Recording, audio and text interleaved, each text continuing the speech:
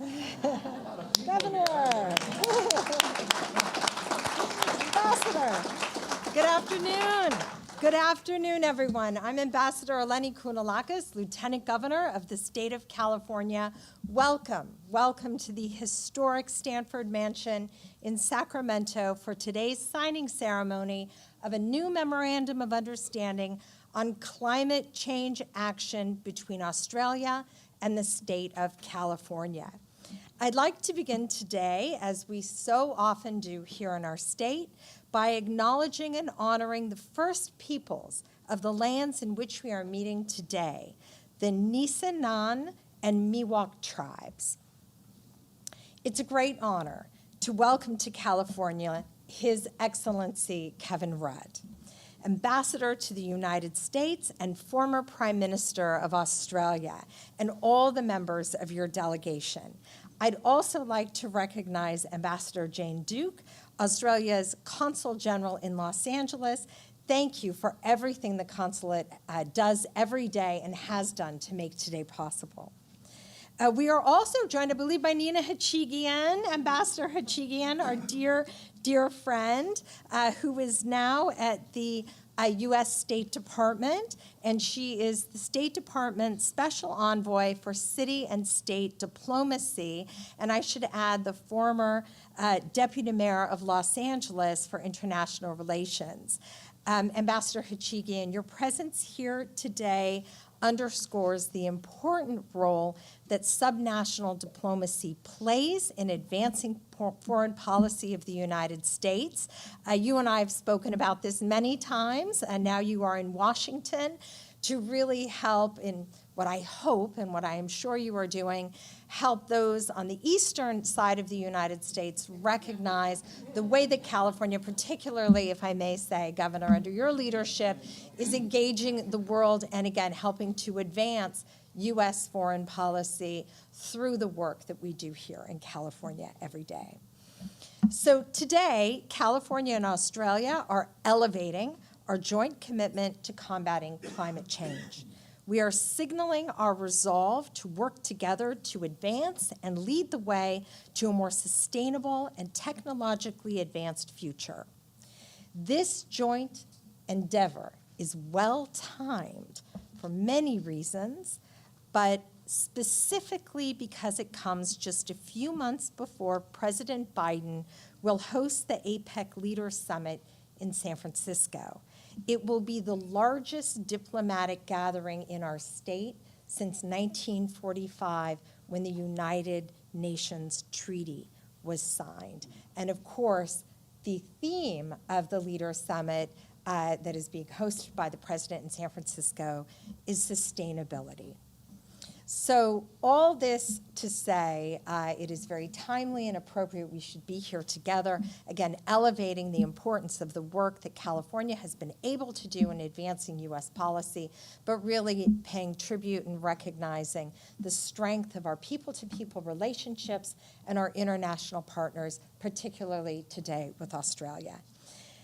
Ambassador Rudd, we are deeply honored to have you here today for this MOU signing. And we, of course, look forward to welcoming you back here in November.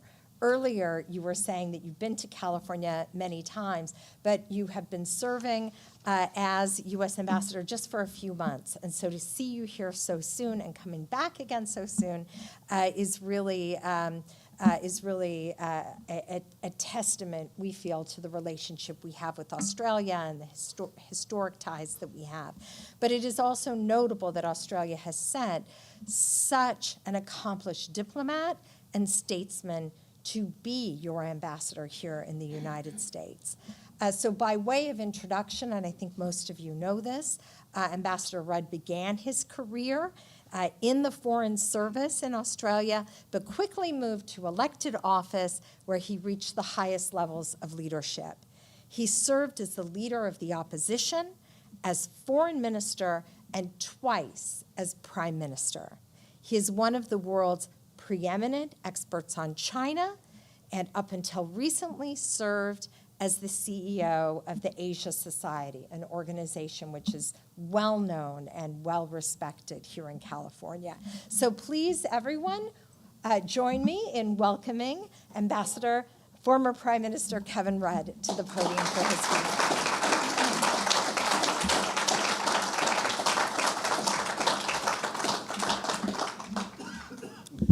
Well, thank you very much for that very warm welcome and the lengthy description of my CV.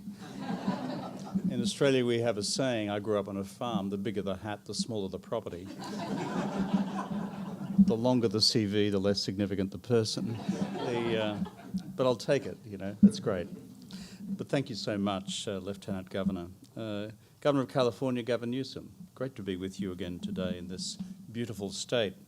Secretary Crowfoot, Secretary Garcia-Gonzalez, Secretary Snyder, Didi Myers, who I have the pleasure of meeting again, Director of GoBiz California, Ambassador Nina Hashigan, who I just spent time with just before in her important new role as the State Department's new Special Representative for cities and subnational governments. Our own Consul General in LA, Jane Duke. Thank you, Jane, for helping to organise everything in terms of my own visit, and also our Acting Consul General in San Francisco, Odette Hampton. Where are you, Odette? I've lost you. There you go. Hi, at the back. Good. We've also got, Governor, a bunch of visiting Australian corporate buccaneers. There are folks here from Redflow in Australia, am I right? Stand up, mate. Okay. Well done. An Australian company that's developed unique zinc bromide flow batteries with projects here in this state. Control Thermal Resources, where are they? There you go. Well done, mate. Well on the way to extracting lithium from California's Salton Sea, a mineral that will be crucial to the clean energy transition. Tritium, good to see you, from my hometown in Brisbane. Australian innovator in EV fast charging with a base here in California, and SEA Electric. There we go, good. An Australian leader in medium and heavy duty electric vehicles, and now headquartered here in the USA. Have I missed anybody on the Australian corporate side? Good. That's, as you know, Governor, that can be lethal. It's so good to be back here in California. It's such a wonderful part of America. And those of us in Australia have a particular sense of affinity for this part of America. We're just separated by a lake. It's just a pond, really. We call that pond the Pacific. But for most Australians, our first port of call in this wonderful country is here in the great state of California.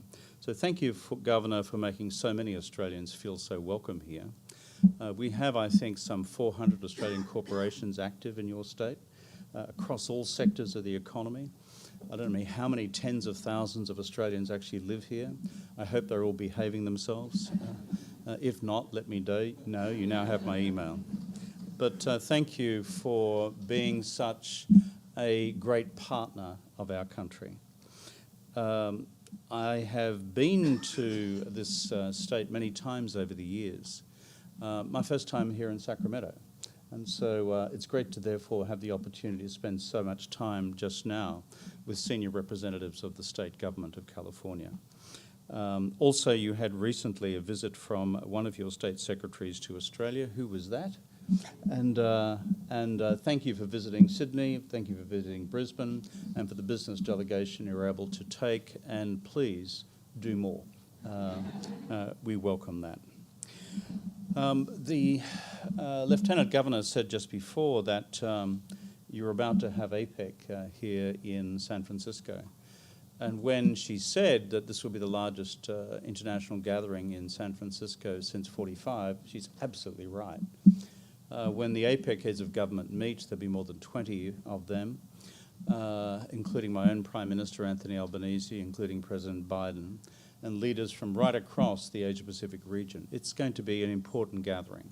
Important in terms of what we do to further strengthen the ties of economic engagement across the Asia-Pacific region, but also what we can do formally and informally to help manage some of the emerging geopolitical tensions across the region as well.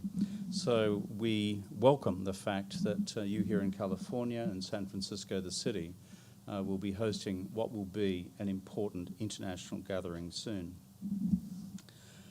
The central reason why I am here in Sacramento is that the Australian government and the government of the state of California are about to sign a memorandum of understanding on future collaboration in climate change and clean energy. This is core business for your state and for our nation. If you've been to Australia much, you may have discovered that from time to time it gets a bit dry down there. Gets a bit dry here from time to time as well. And that's just the way it's been handed to us by the Creator above, and through our lack of efforts as peoples across the planet, we've in fact provided the Creator with some additional problems. It's called climate change induced by human behaviour.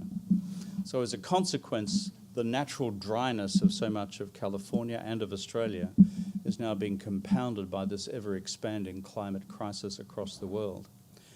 I've been around for a long time on the climate change debate. Way back when, I pronounced in Australia that climate change was the greatest economic, environmental and moral challenge of our generation. I was ridiculed in Australia for saying that back then. I make no apology for saying it then, and I make no apology for repeating it now, because it is. It's about intergenerational justice. What planet, what country, what community do we leave to our kids and grandkids when we are actually the custodians of the decision-making powers now to make a difference? And when I look, therefore, at my own government's decisions to reduce our carbon footprint by 43% by 2030 and to achieve carbon neutrality by 2050, both now legislated under federal law in Australia, this actually drives policy action. When I was Prime Minister myself, we legislated for the renewable energy sector for a renewable energy target of 20% by 2020. Back then, that was seen as heresy because Australia is one giant coal mine. Okay, it's a bit like saying to the state of West Virginia, you shall by statute have a renewable energy sector of a given quantum by a given time. Again, we were attacked at the time for being grossly intrusive in the operations of the free market in the energy sector. Guess what? They were right. We were intrusive. But, you know something? Statutes work.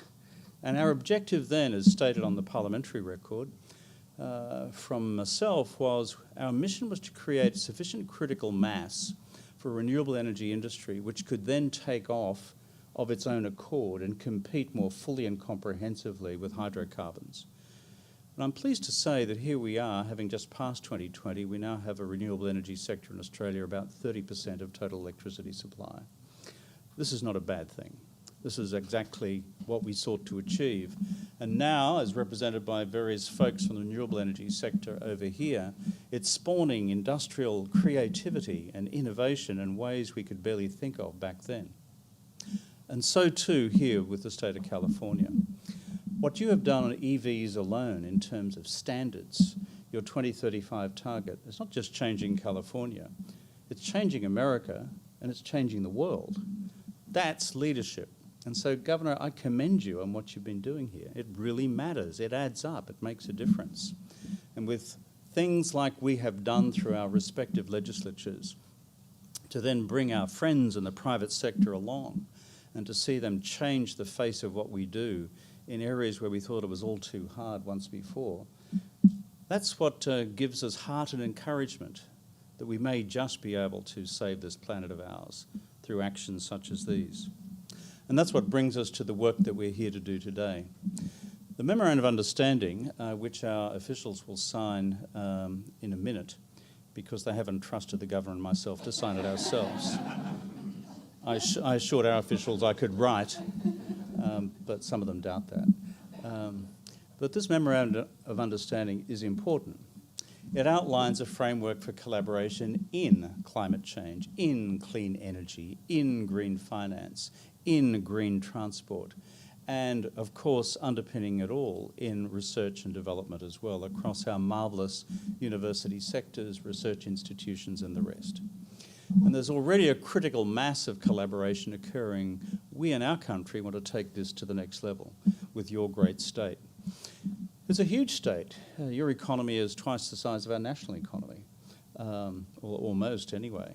You're the 5th largest economy in the world. What happens here? 4th largest. I stand corrected by Didi. Who have you just pipped, Didi? Did you just pip somebody? No, I you're right. Yeah. We're all That's good. And so, frankly, together we can do enormously good things in the world because of the legislative and regulatory settings we put together. Secondly, we have leadership which believes that this is central and important. And thirdly, we have dynamic business players who are not only going to innovate and create new businesses, but help solve the climate challenge on the way through. And that's what this memorandum of understanding is all about. It's not just a bunch of pearly words. It's not just a bunch of empty phrases. It's about a program of action between us in order to take what we currently do, accelerate it, turbocharge it into a whole new level of mutual engagement in making a difference for the future. I conclude by saying this. It's not just what we're doing now through legislation, regulation, international agreements, plus what our corporate sectors are doing. We are also, as systems, deeply engaged in acting to help one another when crises get out of control, when natural disasters happen, extreme drought, fires, floods, the rest. Your brave firefighters have helped us over the years, and we've done the same in reverse. We're going to be doing more of it with each other. But we stand ready to help, and I know all you good folks are doing the same. And I commend what California is doing right now to support our brothers and sisters in Hawaii who have just been through this enormous natural disaster. So it's these investments in the future, anchored in this memorandum of understanding to act on climate, but also dealing with the hard reality of crises in the here and now, natural disasters in the here and now, where we all put our shoulder to the wheel. So with those remarks, Governor, thank you for having us guests in the city of Sacramento, the great state of California. And I look forward to being a frequent visitor here, so long as I continue to reside as Australian Ambassador in Washington, which the Prime Minister told me last week will be for a little while longer yet. Thank you. Thank you very much.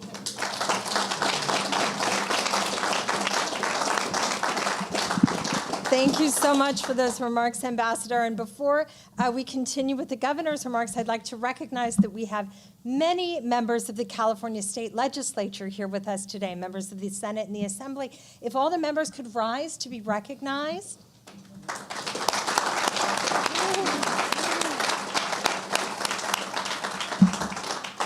And to your point about short introductions, ladies and gentlemen, the 40th governor of the state of California.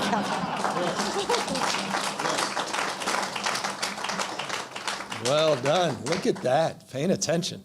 Well, welcome, everybody. Thank you.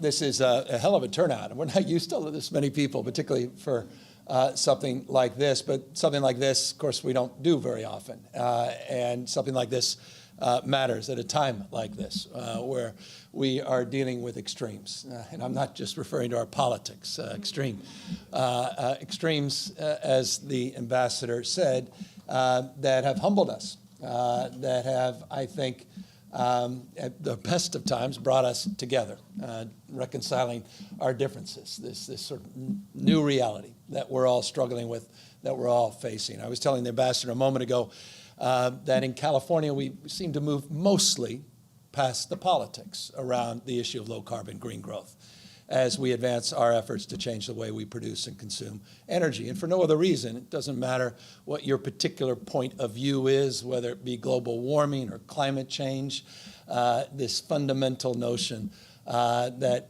as I said to the ambassador, something ain't right. That the world we're living in has changed, and changed very significantly. And I think it's through that observation, those personal experiences, people, lifestyles, traditions being quite literally wiped out. That's what Governor Green is dealing with in Hawaii, people, lifestyles, traditions being wiped out. That was exampled here in the last few years, notably in Paradise, obviously last couple of years in smaller communities, including Grizzly Flats, a stone's throw away from where we are here today. So in the spirit of the Creator, the spirit of the most powerful force on planet Earth, not ambassadors, certainly not governors, presidents, not city council members, senators, or assembly members, Mother Nature. She bats last, as they say. She bats 1,000. She's chemistry, biology, physics. And that's what we're up against. 3,000 records now being broken just this year alone, globally. The impact that droughts and floods have had in China, the impact in Greece, the wildfires, the Lieutenant Governor just returning from Greece. The realities, of course, we continue to face. Don't forget, it was just a few months ago that we were dealing with now what we refer to as rain bombs, not even atmospheric rivers, here in the state of California. Emergency after emergency after emergency in December, January, February, and March, and trying to reconcile the largest snowpack in our lifetime and just praying that the weather was not as extreme as we're experiencing now. And fortunately, we were blessed as it relates to that. But we're also blessed now to sort of mark these moments not as despair, but as opportunities, and to once again act anew in the spirit, by the way, Mr. Ambassador, that defines this state. And I think in that spirit of bipartisanship, it shouldn't be lost on you or any of us that, in many ways, it was Ronald Reagan that started us on this path and this journey that allowed us the authority under the Clean Air Act, codified by then President Richard Nixon in 1970, California Air Resources Board being conceived in 1967 by that Governor Reagan at the time, that we were afforded that waiver under the Clean Air Act, that allows us to establish that framework on tailpipe emissions, that allows us to establish a framework that was codified recently by CARB through an executive action and supported by the legislature to move forward with this great transition and this great economic opportunity, because at the end of the day, we want to dominate. We want to dominate in this economic space. We're already, as I was telling the ambassador, 6 times more green energy jobs in California than fossil fuel jobs. And this is a fossil fuel job producing state. 6 times already. This is a state, though mindful, and this is why, and I'll distill the essence of the why I'm proud to be here and why I'm proud to observe this MOU signing, state that now recognizes that we have to move. It's about the great implementation now. It's not about ambition any longer. I don't know that we can meet, we can establish, I guess, another goal. I don't know many goals that we haven't yet established. We just got to deliver now. We've got to move with the speed that is required of this moment. And that great implementation has to be considered in the context of the humility that this moment demands. We don't know what we don't know. And I was inspired. I love hearing what Wade Crowfoot, Secretary Crowfoot, just said, and I see Jim Wunderman and others. Thank you for being part of that delegation that brought Wade and others to Australia, but how Wade was so inspired by many of you and the work you're doing, and how he said, and this is a guy who prides himself knowing about everything that's going on, and I love hearing that. I didn't know. And that's what this is about at the end of the day. Sure, there are 5 principles, a 5-year commitment, but in between there are these work groups that are already being advanced, already being established, and that's where the real work of exchange, two-way conversations is coming from. So we are mindful that at this moment that we have a lot of work to do, and that we don't have all the answers, and that we seek to develop partnerships, and we recognize that if you want to go fast, you can go alone, but you want to go far, you got to go together. And so it's in that spirit. And I'll close by sort of doubling down on that spirit. I don't know, and I'm not saying this to you, Mr. Ambassador, Madam Consul General, and others, Madam Ambassador. I don't say this here. I say this everywhere. I don't know of another more important relationship between the United States or for the United States than Australia. When you look at the trend lines that define the world we're living in, and you look at the geopolitics, there's no more important flag in the United States of America, I would argue, than the one behind me now. So I want to just double down by thanking you. It means a lot. And I say, not Ambassador now, Mr. Prime Minister, that you personally took the time to be here. This is a big deal for us, yes, in California, but your relationship to your country, to our nation, and the world we're living in. I want to just thank you for your global leadership and thank you for recognizing the importance of these relationships. And that's demonstrable by you taking the time to come up to Sacramento today. So all of you, thank you. And I want to just express gratitude for all the work that we have to do together and the work that's represented here in this MOU. Take care, everybody.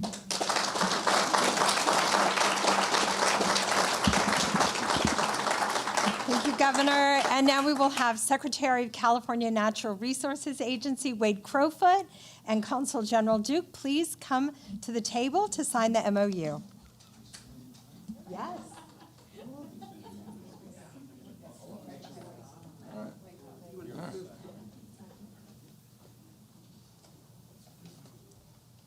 It's not that I don't trust Wade. I want to make sure. No pressure. Yeah, no pressure.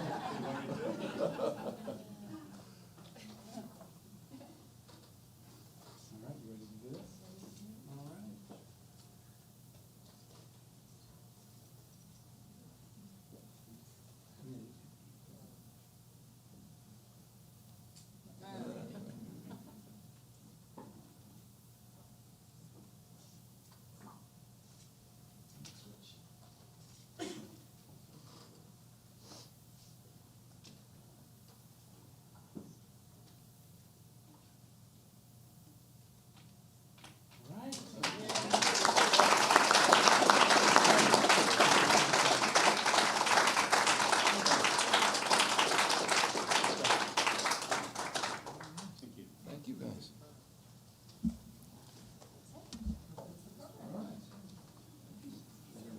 All right, that concludes the program. Please join us for a reception.